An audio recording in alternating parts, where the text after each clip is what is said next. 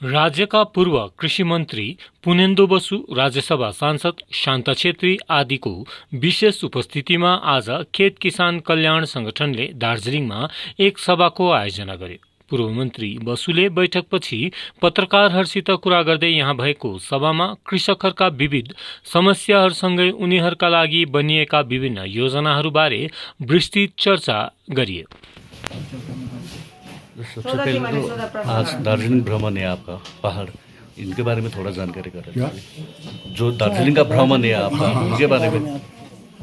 देखिए यहाँ मैं यहाँ आया हूँ इसलिए कि यहाँ पे जो किसान खेत मजदूर किसान संगठन जो है वो काफ़ी मजबूत नहीं है।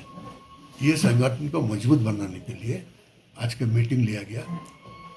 कैसे कैसे ये मजबूत हो सकता है इसके बारे में चर्चा हुई और ये टुब्बा साहब यहाँ के जो अध्यक्ष बना, इनको हमने सैंक्शन दी और ये बताऊंगा कि इंडिविजुअल लीडरशिप इससे ज़्यादा महत्वपूर्ण है कलेक्टिव लीडरशिप। तो इसलिए मैंने ये रिक्वेस्ट करूंगा कि जो जिनका पास अनुभव है, सीनियर जितना लोग हैं, इन लोगों को बुला के जो कार्यक्रम लेना चाहिए और एक अध्यक्ष मंडली भी बनाना चाहिए। जैसे कि कोई ये नहीं बोल पाएंगे कि ये अकेला ही पूरा सब कुछ कर रहा है, ऐसा नहीं, दूसरा लोग भी वो रिस्पॉन्सिबिलिटी उन लोग को भी रहेंगे। यहाँ पे हम लोग जो चर्चा की वो है अगला जो प्रोग्राम हम लोग लेंगे। एक है संगठन को मजबूत करना, दूसरा है सेंट्रल गवर्नमेंट का जो एग्रीकल्चरल पॉलिसी है, एग्रीकल्चरल जो फार्मर्स लॉ जो बनाया, इनके खिलाफ क्यों हम लोग हैं, इनको एक्सप्लेन करना फार्मर्स को पास। दूसरा है कि सेंट्रल गवर्नमेंट का जो किसान निधि, पीएम किसान निधि का जो सवाल है वो क्यों उसमें डिस्क्रिपेंसी है, वो इक्विटी का बेसिस पे नहीं चल रहा है, इसका बारे में बोलना। दूसरा है देश में बहुत सारे माने सबसे ज़्यादा अधिकतर जनसंख्या किसान की है। तो इन लोगों के लिए सेंट्रल गवर्नमेंट को फिर नया ढंग से सोचना चाहिए। जैसे कि यहाँ पे एक किसान वो 18 ईयर्स से 60 ईयर्स तक इसका बीच अगर वो उनका देहांत हो जाए, कोई परिवार, किसान परिवार को, एक व्यक्ति को, तो स्टेट गवर्नमेंट 2 लाख रुपया उनको परिवार को दे रहा है, दूसरा स्टेट में भी नहीं है।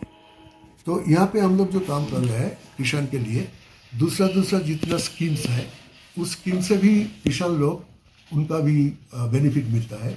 बहुत सारे स्कीम्स है, मोर देन 60। तो इसलिए हम लोग ये सामने लाऊंगा कि किसान मजदूर जो है, इन लोग को पास जाना ये सबसे ज़्यादा महत्वपूर्ण होगा अगला दिन में। मैं भी आऊँगा, सिर्फ कमरा में बंद होकर कोई बैठक करने के लिए नहीं, मैं जाऊंगा वो किसान के पास, उन लोग को क्या दिक्कत है ये मेरे को भी डायरेक्टली सुनना है और बाद में हम क्या करेंगे तो जनता खुद ही अपने आप देख सकते हैं। तो ये ज़्यादा बात इस पर नहीं होना चाहिए। नेक्स्ट एक बात आप लोग को जरिए मैं बोलना चाहूँगा कि ये जो ब्रांचेस ऑर्गेनाइजेशन जो है, ब्रांच ऑर्गेनाइजेशंस जैसे कि युवा, महिला, मजदूर, तो ये सब जो मूल जो ये है इनका, यह है पार्टी का साथ संपर्क बिना कोई ब्रांचेस कुछ काम नहीं कर पाएंगे। ये हम लोग आज ऐलान किया यहाँ कि पार्टी का साथ बात करके, निर्णय लेके, पार्टी को इन्वॉल्व करके हम लोग को काम करना चाहिए जो शाखा संगठन है। और देश का जो स्थिति है किसान आंदोलन के साथ हम लोग का संपर्क है हम लोग किसान आंदोलन का जो चल रहा है उनका समर्थन की। ममता जी ने स्टेटमेंट दी और वहाँ पे जितना जमायत है वहाँ पे भी 2 बार ममता जी ने फ़ोन पे बात की, भाषण भी दी। एमपीज लोग गए थे वहाँ, हम लोग भी जाएंगे।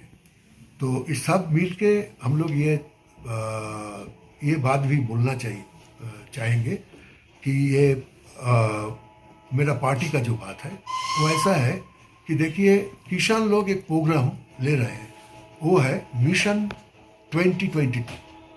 ये जो मिशन है वो है जोगी को उखाड़ फेंकना यूपी से। दूसरा एक प्रोग्राम भी किसान लोग ऐलान किया, वो है मिशन 2024। इसमें जो है ये जो मोदी राज चल रहा है, जो बीजेपी का सरकार चल रहा है, ये बीजेपी के सरकार को खत्म करो, इसका हटा के दूसरा कोई एक सरकार बनाओ। ये किसान लोग को जो आरजी है जो है, ये हम लोग समर्थन करते हैं।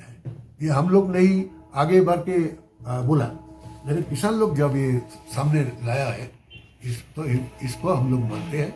और ऐसे भारत में एक परिवर्तन होना चाहिए।